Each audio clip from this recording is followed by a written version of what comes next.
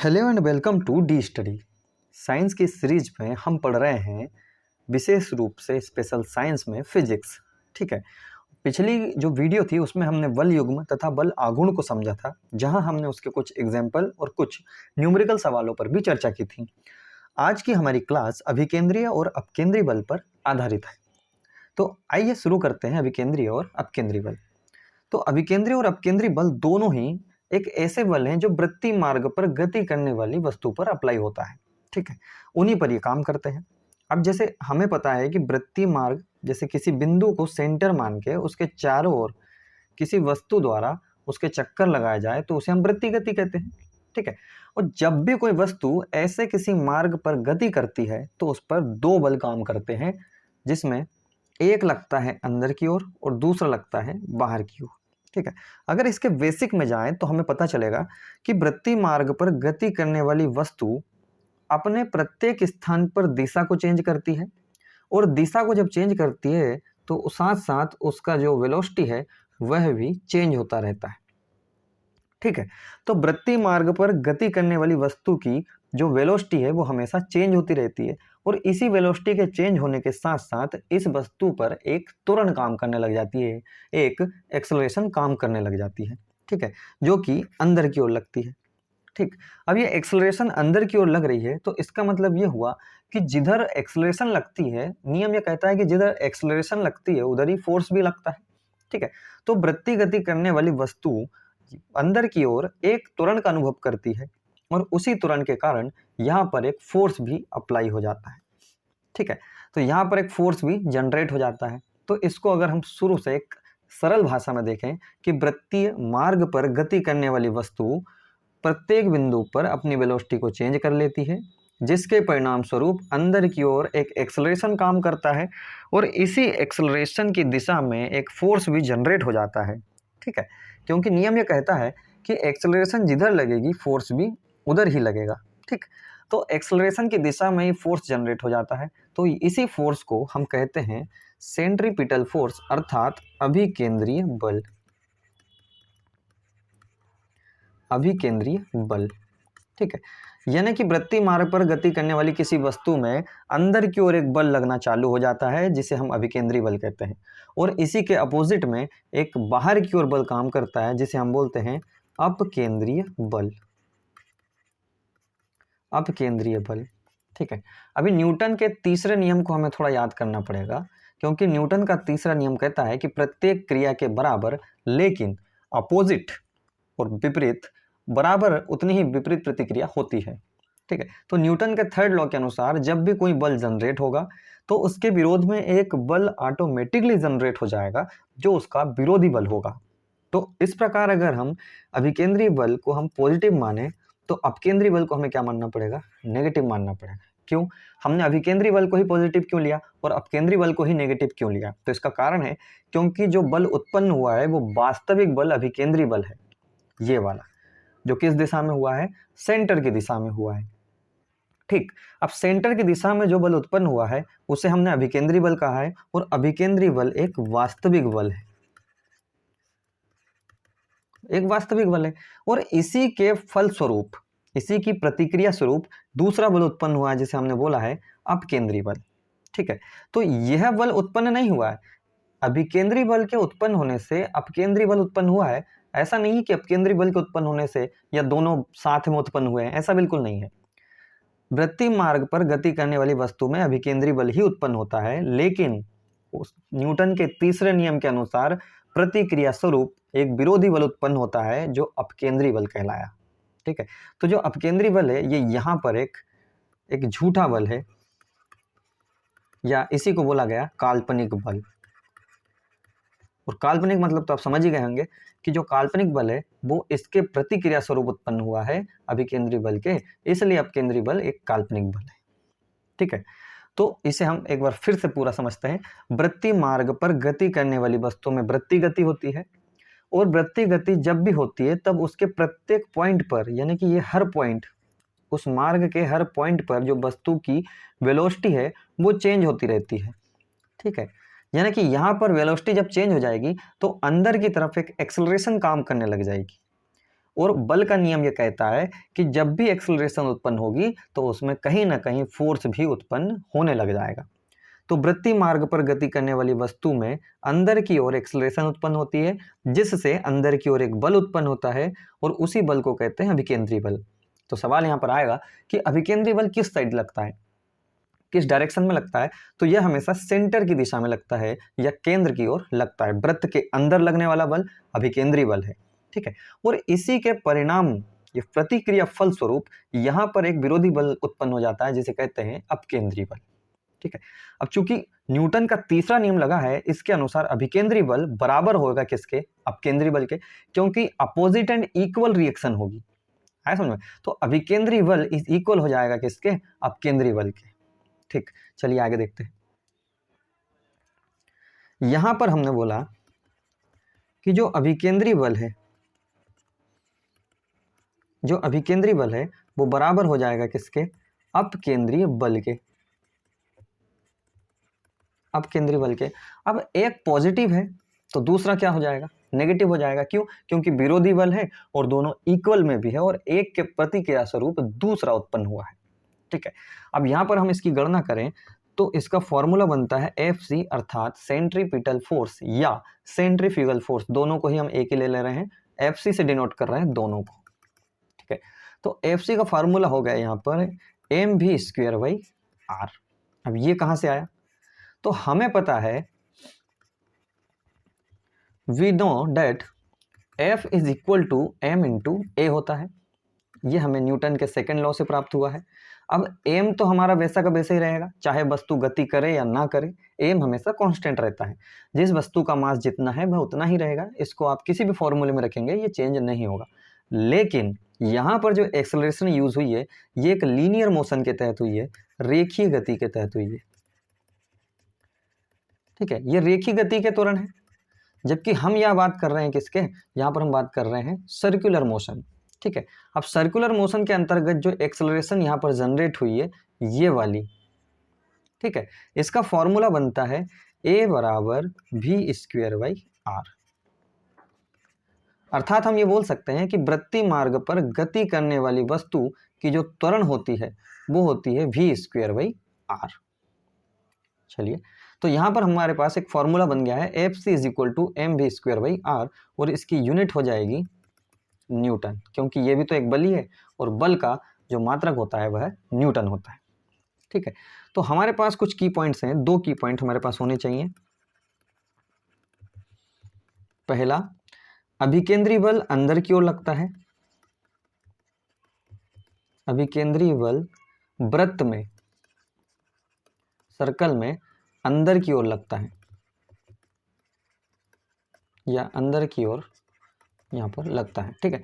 वहीं हमारे पास दूसरा की पॉइंट है कि जो अपकेंद्री बल है वह बाहर की ओर लगता है, अपकेंद्री बल बाहर की ओर लगता है, अपकेंद्री बल बाहर की ओर लगता है, ठीक है। आगे हमें यह पता चल रहा है कि दोनों बल बराबर है, Fc बराबर Fc, तो एक पॉजिटिव है और दूसरा क्या है? नेगेटिव है। तो यहाँ पर दोनों एक दूसरे को कैंसिल कर देंगे, तो जो हमारे पास इक्विवेलेंट फोर्स आएगा वो कितना हो जाएगा? वो 0 हो जाएगा, ठीक है। इसीलिए हम वर्क, पावर एंड एनर्जी वाले चैप्टर में बोलते हैं कि जो अभिकेंद्री बल है उसके द्वारा किया गया कार्य हमेशा शून्य होता है। ऐसा क्यों? ऐसा इसलिए क्योंकि दोनों इक्वल होते हैं और दोनों विरोधी बल होते हैं, तो एक पॉजिटिव और एक नेगेटिव होने के कारण दोनों एक दूसरे को कैंसिल कर देते हैं, तो बल लगता है 0। तो बल अगर 0 हो गया तो कार्य तो हो ही नहीं सकता, क्योंकि बल ही 0 हो गया तो कार्य भी क्या हो जाएगा? 0 हो जाएगा। क्यों? क्योंकि वर्क इज इक्वल टू होता है बल गुणा विस्थापन, ठीक है, बल गुणा विस्थापन। अगर बल 0 हो गया तो विस्थापन कितना ही हो जाए उससे कोई मतलब नहीं, इक्विवेलेंट जो वर्क आ जाएगा वो भी क्या हो जाएगा? 0 हो जाएगा, ठीक है। चलिए, तो हम यहाँ पर एक इंडेक्स बनाते हैं कि हमारे पास 2 बल है, ठीक है। एक हमारे पास है अभिकेंद्री बल,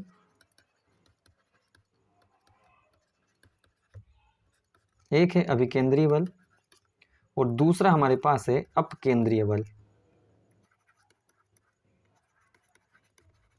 अपकेंद्रीय बल। जो अभिकेंद्री बल है इसका की पॉइंट है कि यह अंदर लगता है, अंदर की ओर लगता है। वहीं अगर हम अपकेंद्री बल की बात करें तो यह है बाहर की ओर लगता है या बाहर लगता है। सर्कल की बात हो रही है, ठीक है। यहीं पर हम देखेंगे कि इसका जो फॉर्मूला है F C is equal to M B square by R है, वहीं इसका जो फॉर्मूला है F C is equal to same है M B square by R, ठीक है। यहाँ दोनों में एम जो है वो मास को डिनोट कर रहे हैं अर्थात द्रव्यमान को, भी वेलोसिटी को अर्थात वेग को डिनोट कर रहे हैं, और वहीं जो आर है वो दोनों ही फॉर्मूले में त्रिज्या को डिनोट कर रहा है, त्रिज्या को, ठीक है। इसके अलावा जैसे हम देखें कि यह एक प्रकार का यह वास्तविक बल है, यह वास्तविक बल है, जबकि यह जो है अपकेंद्री बल यह एक काल्पनिक बल है, काल्पनिक बल है, ठीक है। अब जैसे हम अगर वृत्तीय मार्ग पर देखें तो वृत्तीय मार्ग पर हमारे पास जैसे, ठीक है,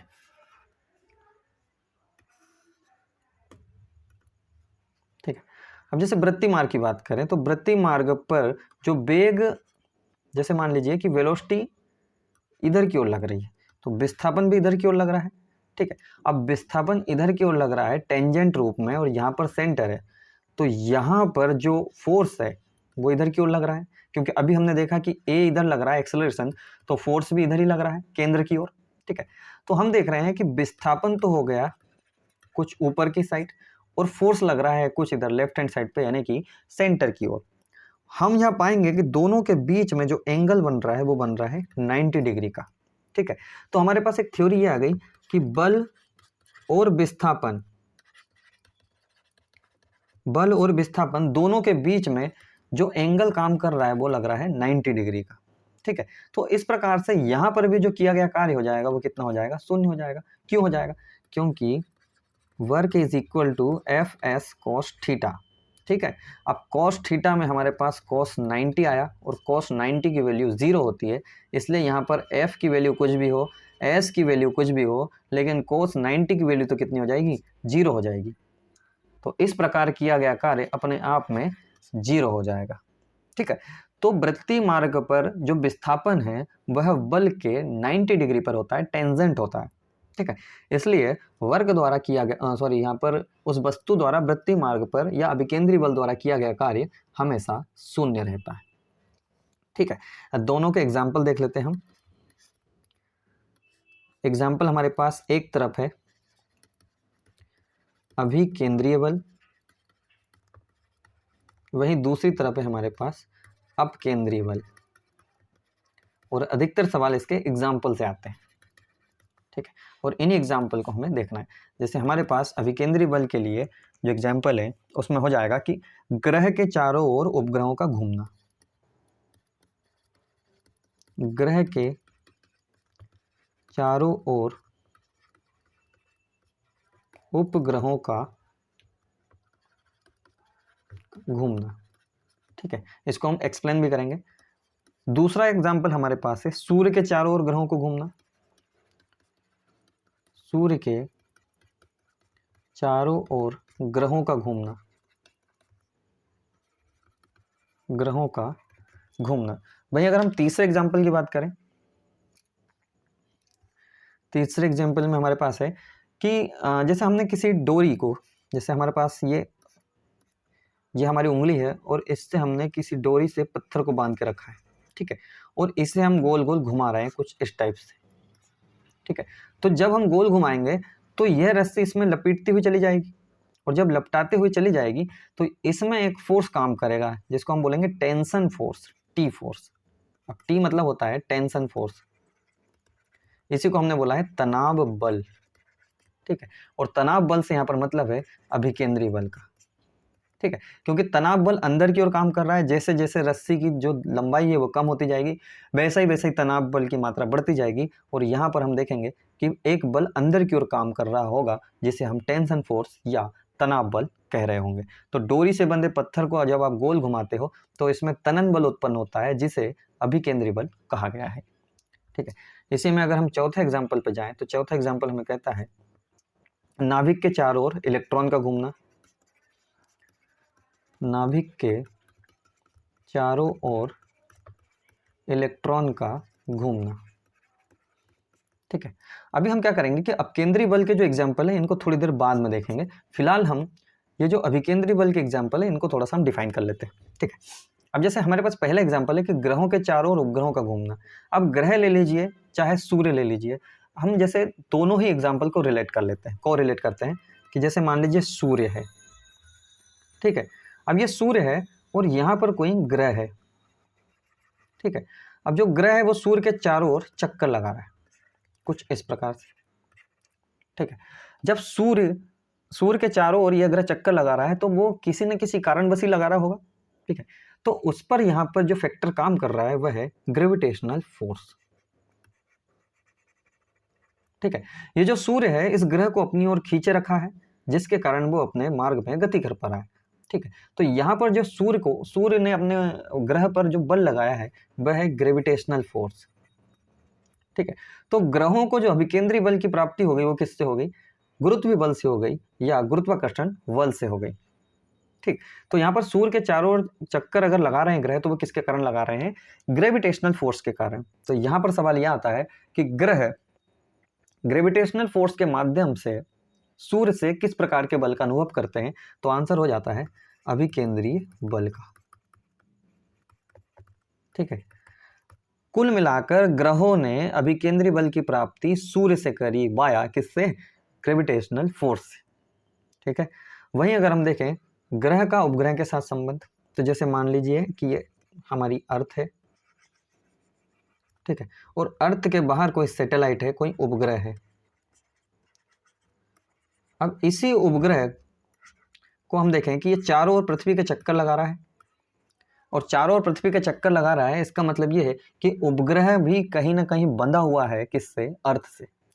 अर्थ इस पर लगातार ग्रेविटेशनल फोर्स लगा रही है या गुरुत्वीय बल लगा रही है। ठीक है, तो उपग्रहों को यहाँ पर ग्रेविटेशनल फोर्स से अभिकेंद्रीय बल की प्राप्ति हुई है। ठीक है, तो उपग्रहों को अभिकेंद्रीय बल की प्राप्ति अर्थ के ग्रेविटेशनल फोर्स से होती है, वहीं ग्रहों को अभिकेंद्रीय बल की प्राप्ति सूर्य के ग्रेविटेशनल फोर्स से होती है। ठीक है, इसी के बाद अगर हम नाभिक और इलेक्ट्रॉन को देखें तो ये न्यूक्लियस हो गया। ठीक है, ये न्यूक्लियस हो गया और इसी न्यूक्लियस के बाहर ये कक्षाओं में यहाँ पर इलेक्ट्रॉन हो गया। ठीक है, तो इलेक्ट्रॉन भी तो किसी न कारण बस किसी बल के कारण वहाँ पर रुका हुआ है। अगर वहाँ पर कोई बल उसको खींच नहीं रहा होता, कोई पकड़े नहीं रखा होता तो इलेक्ट्रॉन भाग जाता। ठीक है, तो यहाँ पर जो इलेक्ट्रॉन पर एक बल काम कर रहा है वह बल काम कर रहा है न्यूक्लियर फोर्स अर्थात नाभिकीय बल। ठीक है, अब इसी नाभिकीय बल के कारण जो इलेक्ट्रॉन है वो अपनी जगह पर रुका हुआ है, यानी कि अपनी कक्षा पर जमा हुआ है और नाभिक के चक्कर लगा रहा है। तो इलेक्ट्रॉन ने अभिकेंद्रीय बल की प्राप्ति किससे करी है? अब यहाँ पर तो हमें पता है कि उपग्रह ने अभिकेंद्रीय बल की प्राप्ति अर्थ के ग्रेविटेशनल फोर्स से करी है, लेकिन इलेक्ट्रॉन ने नाभिक से अपने अभिकेंद्रीय बल की प्राप्ति किसके जरिए की है? तो वो की है यहाँ पर नाभिकीय बल के द्वारा। ठीक है, तो हम यह लिख सकते हैं कि इलेक्ट्रॉन नाभिकीय बल के द्वारा अभिकेंद्रीय बल को प्राप्त करता है, अभिकेंद्रीय बल को प्राप्त करता है। ठीक है, तो ये थे हमारे अभिकेंद्रीय बल के उदाहरण। वहीं अगर हम एग्जाम्पल देखें अपकेंद्रीय बल के, अपकेंद्रीय बल। ठीक है, तो अपकेंद्रीय बल के पहला उदाहरण हो जाएगा जैसे दूध से माखन निकालना, जैसे माखन या मलाई। अब जैसे हमारे जैसे ग्रामीण इलाकों में देखें तो उसे हम छाछ कहेंगे। ठीक है, वैसे जो यहाँ पर सवाल आता है वो हमेशा दूध से मलाई निकालने के सवाल आते हैं कि दूध से मलाई निकालना, यानी कि उनका मतलब कहीं ना कहीं छाछ से माखन को निकालने से मतलब रहता है। ठीक है, तो हम उसे उन्हीं की लैंग्वेज में देखेंगे कि छाछ से माखन निकालना। छाछ मतलब यहाँ पर हम दही भी ले सकते हैं। ठीक है, दूध या दूध से मलाई निकालना वो भी इसी का एग्जाम्पल हो जाएगा। छाछ से माखन निकालना यह भी अपकेंद्रीय बल का एग्जाम्पल हो जाएगा। दूसरा एग्जाम्पल यहाँ पर हो जाएगा वॉशिंग मशीन किस सिद्धांत पर काम करती है? तो जो वॉशिंग मशीन है वह अपकेंद्री बल पर काम करती है। तो यहाँ पर वॉशिंग मशीन जो है वो अपकेंद्री बल के कारण यहाँ पर कपड़ों को वॉश करती है। ठीक है, जैसे यहाँ पर हम अगर एक एग्जांपल देखें मौत के कुएं का। ठीक है, अब मौत का कुआं, एक सेकेंड,